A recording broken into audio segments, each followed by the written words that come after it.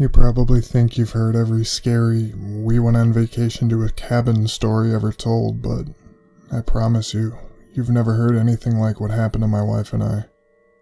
There were no ghosts, no demons, no madmen stalking us through the woods. I mean, at least as far as I can tell, there weren't. No, our tribulations occurred at the hands, or paws, hooves, wings, all the above, of the wilderness itself and its agents. The property my uncle had acquired about 2 years before and left to me is about 8 hours from where we live.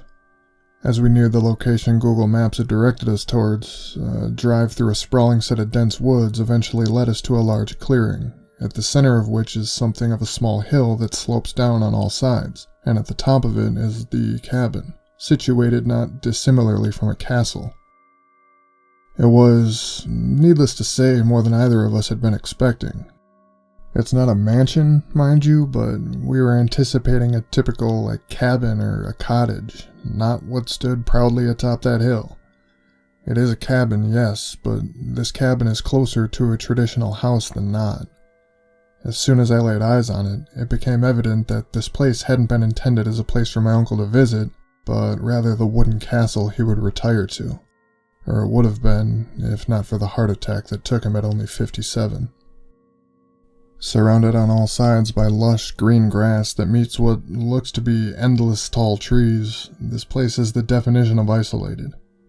I feel I should make clear, though, that isolated doesn't necessarily mean creepy. Based on what I've relayed to you thus far, you may be conjuring up images in your head of a glum, brooding structure on a hill, dark woods all around it, but it's just not the case. Yes, it is surrounded by woods, but the trees are full and vibrant, not the thin, pale skeletons that come to mind when picturing scary forestry, and there's more than enough lawn between them and the house for us to feel comfortable. And the cabin itself is wonderful. There's no gothic doors, gargoyles, creaking floorboards. Construction on it finished around a year ago. This is all to say that it's very modern. But none of that mattered once the rain started falling. Only a few hours after we'd emptied the car, the blue skies gave way to black, gray, angry clouds that brought with them torrential rains. It fell sideways in sheets, and the thunder clapped, making it sound like wood was being split in all directions. As night fell, Kimmy remarked that we'd checked the weather before we left, and it had promised temperatures in the high 70s all week with no mention of any storms. It seemed wildly unlikely that meteorologists wouldn't have known of a storm of this magnitude. It was like being in the middle of a tsunami, I assume. Even still, we'd made the 10-hour drive there, and we were planning on spending as many days there, the first few of which we intended to spend in the cabin anyways, so we just sat down for a movie intent on just letting the storm pass. It had to have happened in the space of an hour. At the bottom of the hill upon which the house sits, there's also a dip in the land, a small valley, and that valley flooded. All of a sudden, the castle had a moat. We went to sleep, and for a few hours we had peace. It was around 3:30 a.m. when Kimmy and I both awoke. As I checked my phone, it dawned on me that its glow was the only light in the room. The power had gone out. And as that realization came, so too did we hear it. It was almost inaudible at first, and in retrospect, I think I heard it in my sleep before it actually registered. I looked to Kimmy, asking if she could hear it too, which she confirmed she could. In the distance, underneath the cacophony of thunder and wind and rain, was a voice. And that voice was shouting, "Hello?" in what sounded like an intentionally exaggerated manner, like someone trying to be funny. "Hello?" We both quickly got to our feet. No matter what the explanation was, something was wrong. As I mentioned, this cabin is secluded. It's not the kind of place someone would just happen upon. If you were there, it's because you knew where you were going. We nearly jumped out of our skins when quick, heavy, clomping footsteps ascended to the porch. Then came the scratching at the door. I looked at Kimmy. We had developed plans for any number of scenarios, owing to my favorite tenant. It's better to have it and not need it than need it and not have it. We also abided by another mantra, especially relevant in this scenario. No horror movie decisions. In our once-over of the house when we got there, we had found a closet stocked with numerous battery-operated lanterns, so we grabbed a few and we went to the living room. Kimmy retrieved a poker from next to the fireplace, while I grabbed the baseball bat my uncle kept in the foyer and rested it over my shoulder as I peered through the peephole. Finding it too dark to see anything, I hazarded a look through the window next to the door. My first glimpse of it lasted only for as long as the bolt of lightning that illuminated the land outside. It stood just outside the window, its rear hooves still 2 steps down. It was something akin to a moose, some bastard cousin. Much of the fur on the bottom half of its face was gone, leaving the bone and muscle and sinew exposed. The rest of its fur was matted and caked with blood. It had a rack of antlers constructed from the petrified carcasses of what appeared to have once been squirrels and rabbits, even birds. And those antlers were, in a word, mighty. They must have risen 4 feet above its head, jutting out nearly the same amount to the sides. Woodland animals inexplicably fused together in a haunting yet morbidly intriguing display of architecture. The moose's body wasn't without its amendments either. Its chest was broad and strong, but from its right side stemmed a number of thin branches, complete with leaves on the ends. I was mesmerized, fascinated, horrified. It's an odd thing when you see something brand new, born of something familiar. My trance was broken when the initial sound resumed. Hello? Only now, I realized that it was coming from the moose, and this time, the previously frozen animals that made up its antlers came to life, issuing their own high-pitched whines and writhing about like a drowning spider.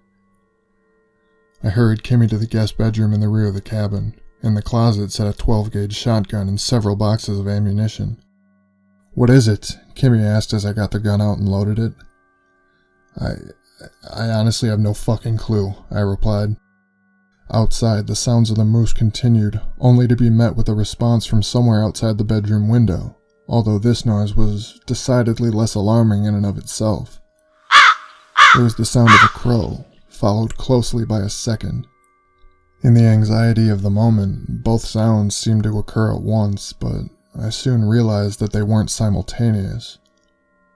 They were call and response. The moose would cry out and cease, and in reply the crows would caw and it would go back and forth. Before long, it sounded as though the crows were just outside the bedroom window. I crept across the floor over to the window, intent on making noise to scare them off, but when I peered out into the darkness, the clouds above moved and moonlight cast a pale glow over the surrounding land, and the new abomination that haunted it. There were indeed 2 crows, but they didn't fly. They acted as the horns on the ram that now stood outside the window. The birds' bodies were crushed and contorted, bonded painfully to the white bighorn sheep's head, the left side of which was rotted and sunken in. The crow's wings were bent and broken, and they seemed unable to lift them. As I crouched gazing at this malformed evolution of nature, the ram suddenly charged, its head down. The crows let out a pained squawk, and they smashed into the bottom corner of the window, sending a violent crack throughout the glass. The hit made Kimmy and I both yelp, and made me fall backwards. "Hello?" from the front of the house. The second charge hit the same spot, leaving crow's blood on the weakening glass, a piece of which dropped to the floor next to my feet. The third hit landed below the window and seemed to shake the entire cabin.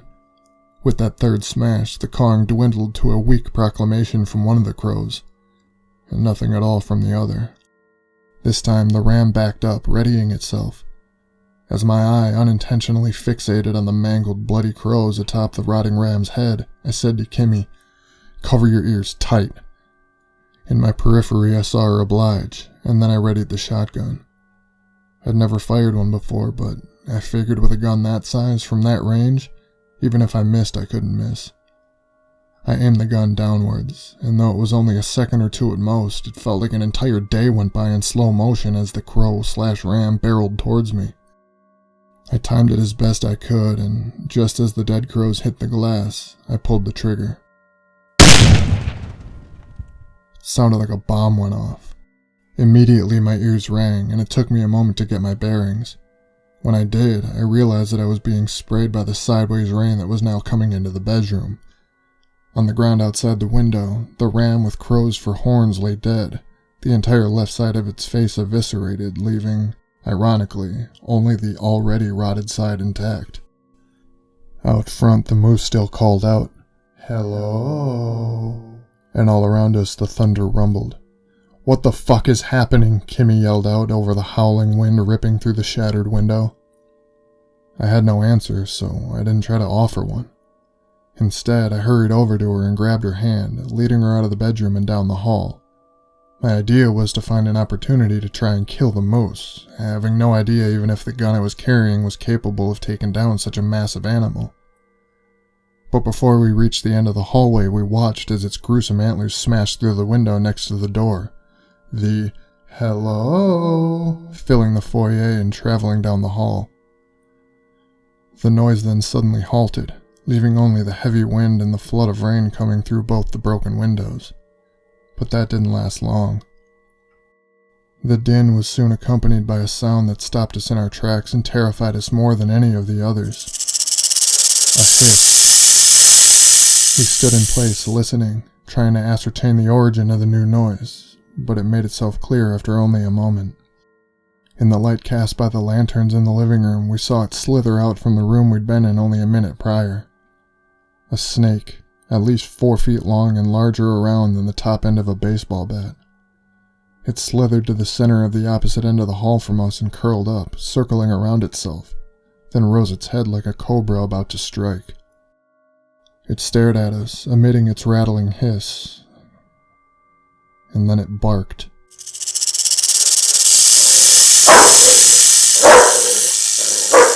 It pushed its head forward, the way a person would when trying to make someone flinch, and the sound it produced was one typically reserved for pit bulls or German shepherds, a deep, guttural bark that seemed to shake the whole cabin around us. Our stare-down continued, and the moose outside wailed while the snake barked and growled. I readied the shotgun, although I lacked the confidence that I could hit the snake at this distance. But it didn't matter.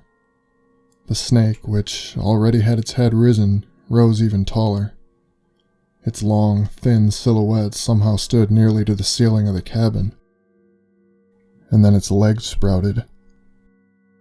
All at once, hundreds of short legs flung out from its left and right sides, and the snake/centipede fell forward with a heavy thud and moved diagonally up the wall, winding up to the ceiling and over to the other wall in a spiral towards us, carried by its innumerable, independently moving legs.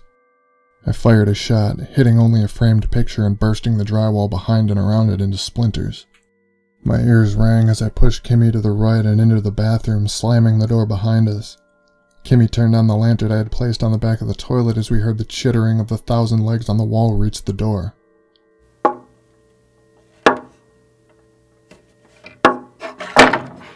The snakipede gently tapped on the door, then issued another bark. A quick chittering that seemed to move down to the floor accompanied the storm outside, and then a movement in my lower periphery made me jump a step back. Then more movement at the floor. I couldn't believe what I was seeing, and indeed I needed to verify it before my mind could accept it. "Kimmy, light," I said, reaching my hand back without breaking my gaze. She transferred the lantern into my hand, and I reluctantly brought it forward, confirming what I thought I'd seen. Human fingers. The snake/centipede's legs were human fingers. White fingers, black fingers, tan, pale, long nails, chewed nails, painted nails, broken knuckles, adult fingers, children's fingers, all of them curled underneath the door, wriggling about as the head barked. "Oh my God, what are we gonna do?" Kimmy asked, her voice thick with worry, and I had no answer. "Do you think the bedroom window is like right there, already broken? I could go out this window, climb back into the bedroom, sneak through, and shoot that thing, if you can keep its attention on you," she said. "It's a good idea, but I'll go. I can't have you out there." Who's gonna be quicker and quieter? The size 27 shoe-wearing, 6'5" giant of a person, or little 5'1" Filipino me? She made a good point, as much as I hated to admit it. I squeezed my eyes shut and took a deep breath. Fine. Be careful. Oh, should I be? I was thinking I'd hang out there for a while, maybe ask that thing there if he wants to work those fingers out, if you know what I mean. She smirked. Her sense of humor and sarcasm were clearly stronger than her fear, and it made me laugh, which I appreciated. Then her lips straightened and her expression turned to resolve. I'll be careful. She leaned in and kissed me, then stepped to the window, unlocked it, and silently opened it. She prepared herself to climb through it, and I kicked the bathroom door, which caused the snakipede to bark even louder, growl even angrier. Kimmy slinked through the window, and when she was on her feet outside, I flipped the gun around and handed it to her handle first, and then she disappeared out of my view. I kicked the door again, yelling, and tried to stomp on the fingers as they pulled at the bottom of the door. The knuckles cracked and the fingernails broke as my foot smashed into the snakipede's mismatched digits, and I yelled out, doing whatever I could to keep its attention on me and the door that separated us. Outside, the storm still raged, and I tried to imagine where Kimmy was in her short but crucial journey. Suddenly, the now mangled fingers slid back under the door, and I couldn't hear any movement or growling or hissing. It had hurt her. It had hurt her, and it was waiting to strike. I put my hand on the doorknob and prepared to swing the door open and stomp on the thing's body until it was nothing more than a pile of mush, however unlikely it was that that would happen, but then... boom. The shot sounded like dynamite and was accompanied by a shrieking howl.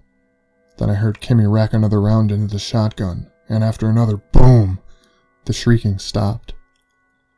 I stood there for a moment, the smell of gunpowder creeping under the door. Kimmy? The doorknob turned within my hand, and my wife pushed the door open. I pulled her close and wrapped my arms around her, but quickly released, each of us knowing we didn't have time for that right now. On the floor behind her lay the lower half of the snakipede, its patchwork human fingers splayed out while its top half stained the walls and floor up the hall. What do we do? Kimmy asked as I loaded more shells into the shotgun. I don't know. We can't drive out of here. The car will flood. Jesus, what a stupid fucking placement for a house. We don't even know how many of those things are out there. There's still that big fucking moose thing out front. What do you think? She sighed and ran her fingers through her long brown hair. These things aren't going to stop on their own, and I mean, we can shoot them, but I feel like we're trapping ourselves in here if we don't leave. We can at least try to drive out, and if it doesn't work, we can run, swim, whatever. The closest, like anything, is a mile away. That gas station, right? If we can make... Fuck, but can you outrun a moose? I mean, there could be other things out there, right? I don't know if there's a cheetah with dicks for ears or a fucking elephant that shits demon crickets or something. I don't know if we're in more danger staying in here or leaving. I hung my head for a moment, then looked at my wife. I'll leave it up to you. Whatever you want to do, that's what we're doing. She pondered for a moment, while another, "Hello," rang out from the front of the cabin, and the antlers scratched and banged around on the porch. We need to leave, she said. It's not a horror movie decision, is it? I asked, half joking, but also very much half serious. We're either the idiots that stay in the haunted house, or we're the idiots that decide to go exploring the spooky noise. No matter what, we're making a horror movie decision. We can't just sit here waiting to die. Alright, I said. I think first we should just try to get an idea of what all's out there. I'm gonna try to kill the moose on the porch. I'll lure it to the broken window on the right of the living room. You look out the window next to the door, see what you can see. Kimmy nodded, and we shared a quick kiss before stepping over the half-destroyed corpse of the barking, snake-sized centipede with human fingers for legs. As we reached the end of the hall, Kimmy stayed back a moment while I crept to the window to the right. Rain whipped against my face as I inched closer, the curtains billowing from the fierce winds. The moose was still nearer to the front door, which was closest to the left side of the room, opposite from where I was. I leaned further, trying to see exactly where it was while still hiding myself from its line of sight. Then a single clomp, and "Hello," as the petrified critter antlers screamed and filled my field of vision. I stumbled back, but quickly found my footing and pointed the shotgun out the window and pulled the trigger. The shot took off most of the moose's left antler just near the head, and in response the moose began kicking wildly like it was in pain and smashing the other antler into the house.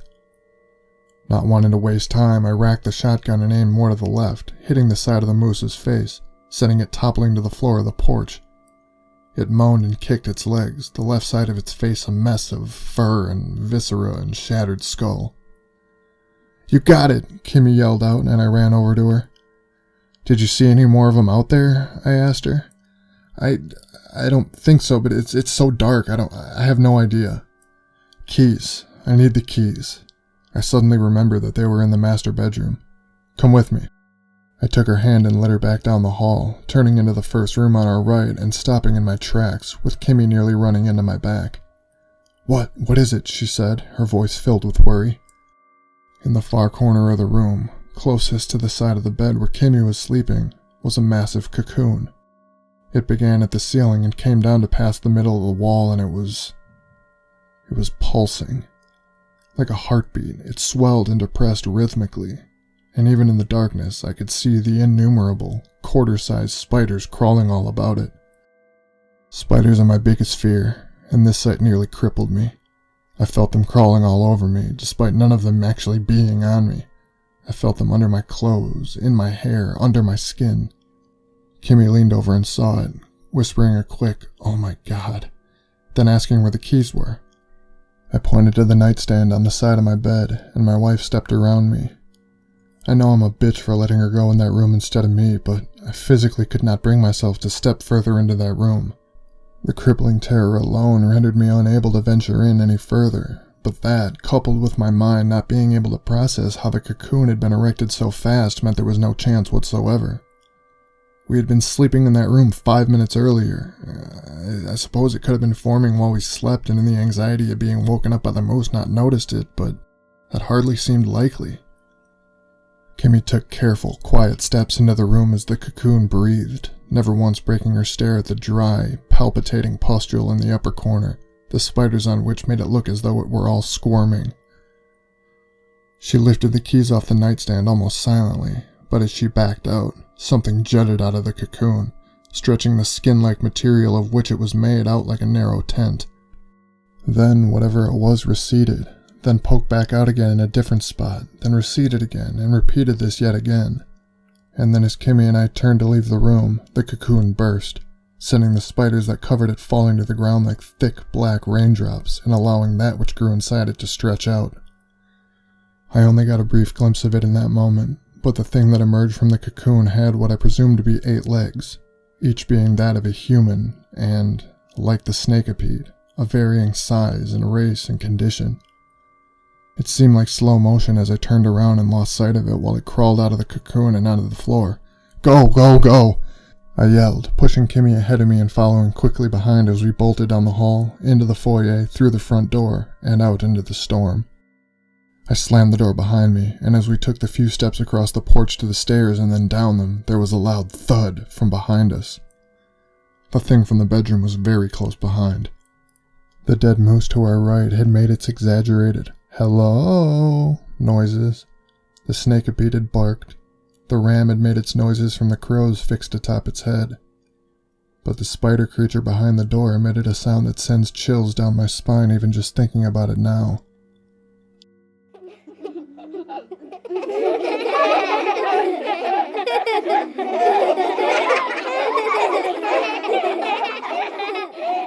It was the sound of 100 children, some laughing, others crying, still others screaming. We leapt down the steps of the porch, and instantly the rain stung our skin as it pelted us, aided by the powerful winds that carried them. The car was parked just to the side of the porch, and we were in it in moments. I turned the key, and the engine came to life just as the human-legged spider crawled through the window next to the door. I hit lock and heard all 4 doors click, then put the car in reverse and slammed my foot on the gas, turning the car around in the wide driveway. I shifted into drive at the same moment as the spider, laughing and screaming and crying, landed on the hood of the car, making Kimmy and I both scream. I slammed on the gas. We sped down the relatively steep driveway. Once we reached the bottom, we would either barrel through the river that separated us from freedom, or we would find ourselves in a dead car and be forced to swim and then run through the darkness and rain with only a single gun to protect us against whatever other of nature's monstrosities might await us. The spider rolled loudly over the roof of our car, tumbling onto and then off of the trunk, making its haunting, childlike noises the whole way over. The car growled as I gripped the steering wheel with white knuckles and held my breath. With both our seatbelts on, we hit the water, sending a flood up the windshield. I can't be certain, but it seemed that for a moment the car floated across the moat before the front tires caught and pulled us up the slight incline and out of the water. And at that exact same moment, the rain just stopped, like someone had flipped a switch. The wind ceased, the gray clouds dissipated, allowing the moon to illuminate the land around us as we made our way down the road away from this nightmare, and allowing us to see the silhouettes of scores, maybe hundreds of animals on both sides, all standing perfectly still. There looked to be hideously malformed bears, deer, elk, sheep, buffalo, moose, even elephants, giraffes, more massive spiders, snakeapids, dogs, cats, all of them just watching us drive away, watching us so intently I could feel their eyes on me. We drove straight home, never stopping once. We left a good deal of our things in that cabin, but nothing nearly important enough to make us even consider going back there. That woodland menagerie was a living, waking nightmare, and I have no idea how it came about or why, despite their overwhelming numbers, we were able to drive away from it. And I'll never be able to look at our cats the same way again.